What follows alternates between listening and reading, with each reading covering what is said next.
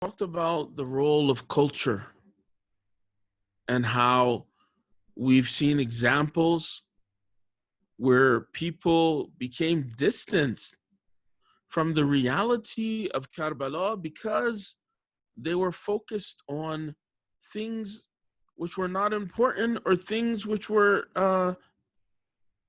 not even appropriate. I gave the example of the community in Trinidad that right now today, a festival of Husi, of dancing and play in the streets and drinking and partying has connections which originated from majlis of mourning and azah. And it got very distant from that. So we have to be able to make sure that we're focused on what's the truth and what's right. What's the true teachings and the true message, and not to distort that in any way. Today, I want to talk about religion. Imam Husayn alayhi salam, he told the people who invited him that this was one of his roles and responsibilities of the Imam, is to profess and uphold the religion of truth. But what is religion? What does that mean? Because, we're living in America, I want to make sure that we are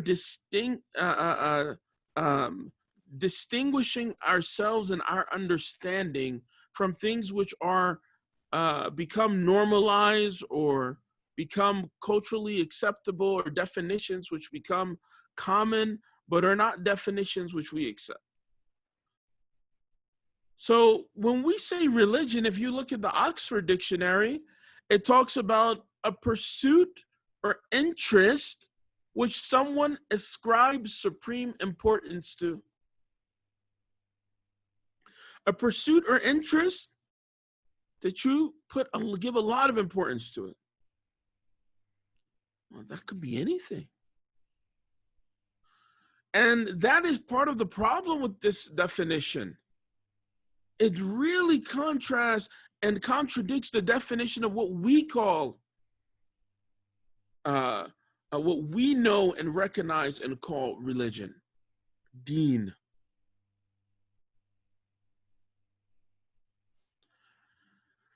From our perspective, religion is a way of life.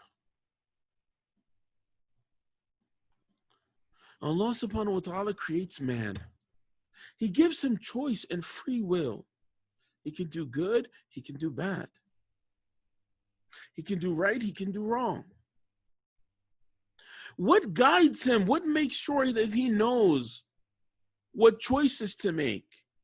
He has something within him, his fitrah. There's an innate nature which a person has to be able to discern some truth from falsehood, right from wrong, to some degree. Right? Even like, for example, if you want to suppose, just hypothetically, that there was no religion in the world, still people would understand that taking the life of an innocent person is wrong, right? So there's some level where we understand within ourselves some truth. This is our fitrah. But take it a step forward, we need guidance and definition and examples. What's right and wrong needs to be clearly defined. So it wouldn't make sense, it would not be logical for God to create man, give him ability to do good and bad, and then not tell him what is good. So the prophets become a hujjat for us, a proof for us, a guide for us. The religion becomes a guide for how to navigate this world. The example of this guide become the prophets, the imams, the people who embodied in the best example, the uswa, the exemplars who embody the ideals of religion. So religion is teaching us worship God. It's teaching us worship means to be kind to others. It means to not to be angry for no reason. It means to give in charity. It means not to cheat. It means not to steal. It means to not have relationships outside of wedlock. It means when you do business and give a loan, to sign an agreement and a contract. It means all of these things. And then we have the example in our prophets and imams which show us what does this actually look like. I mean, otherwise, Allah could have revealed, here comes, drop the Quran from the sky. Here's the Quran, do this, follow it. But it was revealed piecemeal to the Holy Prophet, and he was the living embodiment and example. Ali ibn Abi Talib was Quran and Natiq. He was the speaking, verbal, actual manifestation of what practicing the Quran is. So we have this as the living example. Imam Husayn was the living example of what this guidance looked like, what religion truly is. The living embodiment of practice of religion.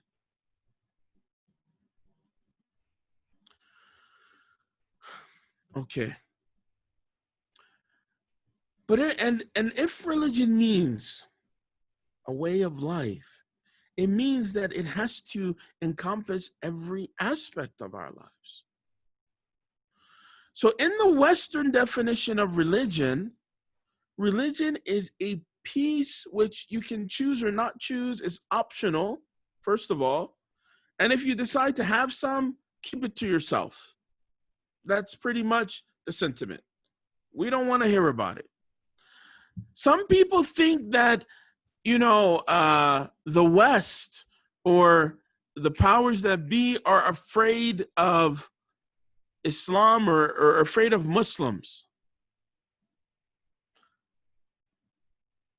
And I want to challenge that idea and say that they're not afraid of Muslims and Islam. What they are afraid of is if this manifests and spreads throughout society. If the overwhelming population becomes Muslim, that would be something that these the powers that be would be concerned about.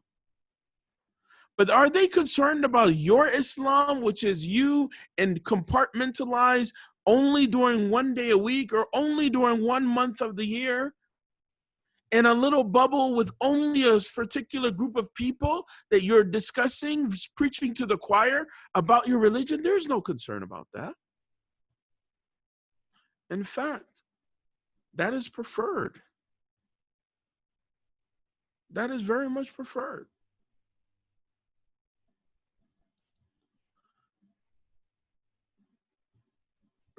If Imam Husayn was going to practice religion in his house, by himself, in a little room, in a little bubble, Yazid would have said, hey, we're all good. But because Imam Husayn was denying this bay'at, resisting this condoning of what he was doing, this changed the circumstance altogether, completely. And if he went in a room and said, hey, me 72 companions, let's just go in this masjid and let's just do morning and azah, let's just read Quran, let's not have anything to do with what's going on in the world and society, Yazid would not have had a problem with that. It's when it challenges, when you challenge that status quo, that the tyrant and oppressor will have a problem. And so this is the same. We live in an era, we live in a time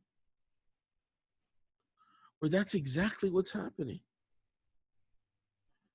And this is, if we are just people who do our majlis alone, quietly in a center, our programs are not open to other people, we do not invite this message to other people, then guess what? No, there's no concern for that, because nothing is happening.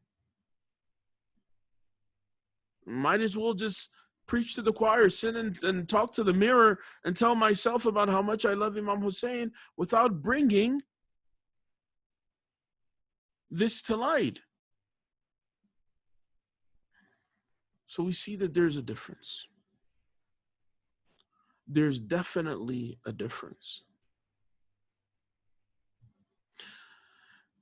When it comes to your economy, your economics, your job, when it comes to your livelihood, when it comes to your interpersonal relationships, when it comes to your family, when it comes to your marriage, when it comes to your travel, when it comes to government, when it comes to politics, when it comes to food, when it comes to what you eat, when it comes to your worship, when it comes to spirituality, when it comes to every single aspect of life that you can fathom or imagine, Islam has something to say about that, has a guidance for that. And so this definition of just something that you have some interest in becomes deficient when we look at the reality of what we see religion as. All of our community building, our social, political, economic, emotional, family, business, interpersonal, everything, Islam is a way of life. It encompasses all of those things. This is the reason why the prophets and the Ahl Bayt are uswa. They are uswa because, see, Allah could have said that they are uswa in deen, for example. They are exemplars for you to follow when it comes to just a particular worship or prayer. But it says they are uswa mutlaqa. They are uswa absolutely in every aspect. How they dealt with people should be a lesson for how to deal with people. Not just the masjid, not just prayer, not just fasting. How they talked, how they walked. When you read books like Sunanun Nabi, the traditions of the Prophet, it talks about how he would shake hands with people, how he would eat, how he would walk. All aspects of life. So when we look at Imam Husayn, it's no different. How did he resist? How did he fight? How did he live? How did he die? How did he become a martyr of the highest rank? Every aspect is in it a lesson for us. So we can't get duped into definitions of religion of this society. Now I'm going to take that a step further to understand what these definitions of society, what do they look like? When we talk about these definitions of society. I was teaching a course a few weeks ago, and part of it was discussing about how Islam is a panacea and an all-encompassing solution to all of our problems. All of the issues that we have in the world, Islam is the solution. Because it is a system to govern every aspect of our life, to guide every aspect of our life. Now, what happens when you remove this divine guidance. People decide that they will create something to give them guidance. And this definition of religion, which is beliefs or worship in something superhuman controlling power, especially a god or gods, it says in another definition, or pursuit or interest which someone ascribes supreme importance to, or the Webster definition says a personal set or institutionalized system of religious attitudes, beliefs, or practices. But these definitions are so broad, they could fit anything. And so you see that they do fit anything. You have, for example, and go down this path and explore this a little bit, what does that look like? When the results of these definitions. If you've ever seen Star Wars or heard of Star Wars, you know that there is a role of the famous Jedis, the Jedi Knights, right? With their lightsabers, the Jedi Knights that yield the Force, and so on and so forth. You know, some years ago, the census, a lot of people put down Jedi as their on the census as a thing. It was as a religion or a part of their beliefs. And the Church of Jediism is a thing, apparently. So is the Church of Satanism. It's a very real thing.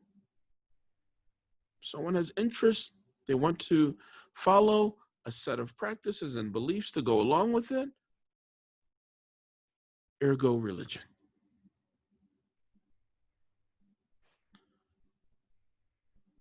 I found the story about how I met a Satanist once, young lady.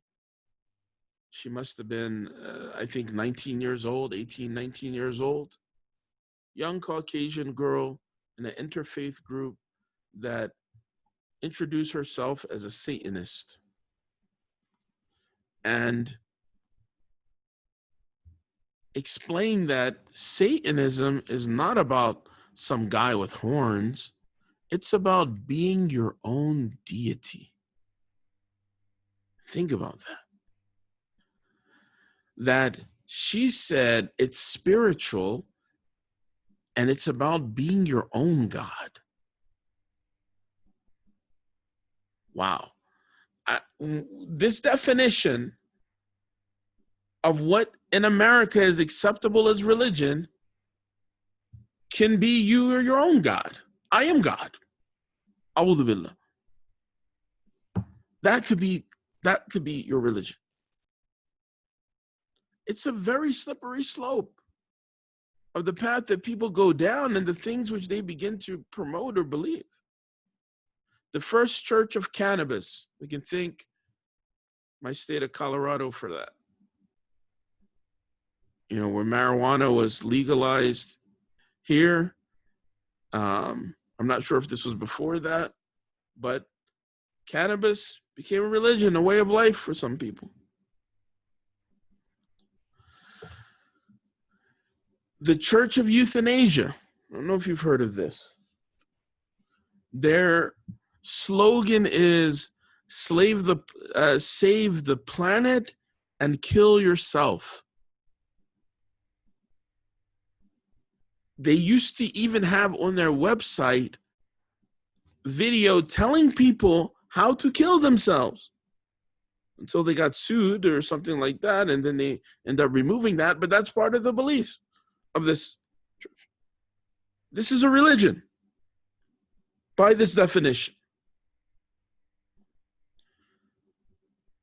It has 4 pillars. We talk about the pillars of Islam.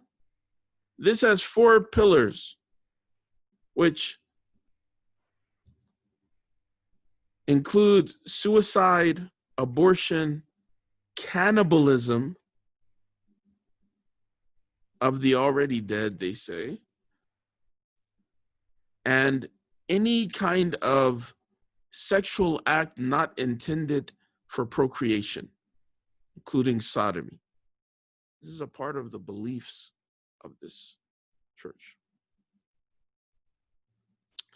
There's a church called Heaven's Gate in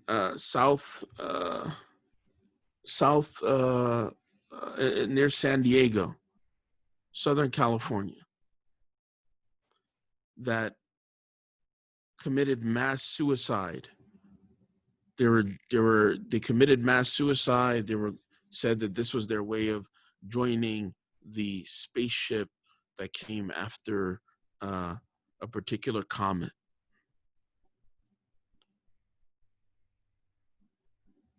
All of these are the results of what happens when you don't have God at the center, Allah and His divine guidance at the center. When Tawheed is not a part of your beliefs, when your beliefs are not coming from God, they're just whatever man decided and felt like, these are the kind of things that people come up with. The Church of the Flying Spaghetti Monster. I remember saying some of these names of churches to someone, and they're like, "You're making this up. You're making this up. These things don't exist." I encourage you to go and research for yourself and look them up. Yes, the Church of the Flying Spaghetti Monster is a real thing. It really exists. All of these in the name of religion. So we can't get stuck on the definitions that this society uses when we have a totally different premise, a totally different definition for what we consider deen. Let's look at the Holy Quran. Surah number 3, verse 19. Inna deena inda Allahil Islam. Inna deena inda Allahil Islam. Surely deen or religion in Allah, in the sight of God, in God's view, is al-Islam. And the beautiful thing about this Holy Quran and this revelation is that it is part of the miracle of it is how it means so many things on so many levels, even in a short statement. All that I could explain for volumes and volumes and hours what this little bit means, right? This is saying that Islam, this final religion, this final part of guidance by God, which Imam Husayn said, I'm here to uphold. That is what religion is in God's eyes. But it's not limited to that meaning either. Here, Islam also means what? Islam means submission. What am I submitting to? I'm submitting to Allah, to God, and only to Him, to follow Him as my creator, the most knowledgeable, the omniscient, the first, the last, the doer of what He wills. That is who I'm submitting to. And submission, Islam in the meaning of submission, is what all the prophets were Muslim. Inna deena inda Allah al-Islam doesn't just even mean Islam as the religion of Islam. Yes, this is the completion of that path from Adam to Muhammad, peace be upon him, and until the end of time. It also means that every prophet Noah, Jacob, Jesus, Muhammad, Abraham, David, Solomon, Jonah. They all were submitting to God. And they all brought the message to guide people. So that is why in God's eyes, that submission is the path. That is the way.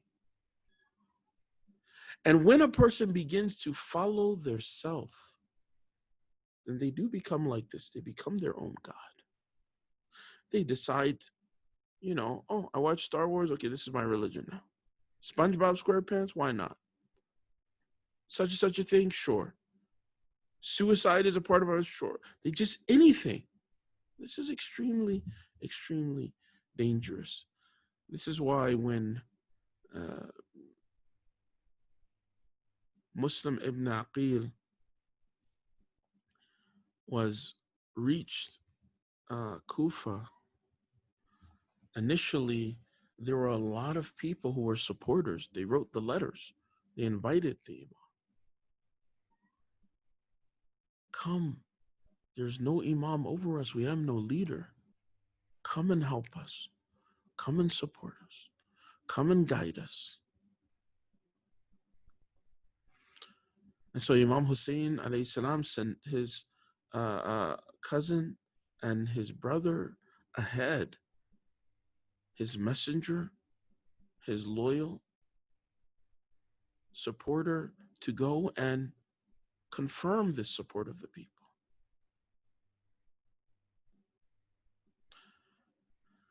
And there were thousands of supporters initially. They wanted someone to uphold Islam, uphold the deen. Ubaydullah ibn Ziyad was a replacement because he was more sadistic. Yazid wanted someone ruthless. He scared the people. It's not an excuse. We have things that might scare us, but are we willing to sell out our deen and our religion, our faith, because of that? There was a time when there were, it says, around 5,000 people, supporters of Muslim ibn Aqil, supporters of Imam Husayn, people who had invited him. And this number began to dwindle. Why? Because the tyrant came and said, threatened them. If you support Hussein, you're going to lose this material thing. You're going to lose money. You're going to lose access to state welfare. And people got scared. Even mothers told sons, go home. Don't stay here. Somebody else will do that. Somebody else will fight. Until there was no one left. There were 30 people left at one point. He went to the masjid to pray, and then by the time he finished his salams, there was no one left. He became very gharib, alone, very lonely. Muslim ibn Aqil, eventually, when they found his whereabouts, and they come and they begin to attack him, he was such a warrior that it says 70 people came to arrest him. I think a lot about these episodes that we're witnessing today, where 10 police cars are pulling up to arrest someone, to choke them to death. For a single person, for a woman sleeping in her bed, tons of police need to show up and murder. 70 people came from Muslim. Not just regular people, armed. ready to fight, and he fought them off. He kept fighting them off. He had cuts, he had bruises. It mentions about a piece of his mouth being cut off, a piece of his lip and teeth being knocked out. He didn't stop fighting, bleeding. He was continuing to fight. He was resisting till the end. The only reason was because one of the people who knew him said to him that we'll grant you safety, which was not true. And then they took him to behead him. They gave him water to drink. And every time, you can imagine, you try to drink water with a bloody mouth, the blood becomes mixed in the water. And they say that this bloody water, he wouldn't drink. Obviously, it's najis now. But he wasn't concerned about his thirst. He was crying and weeping. He said, this is the first betrayal. This is the first khiyana.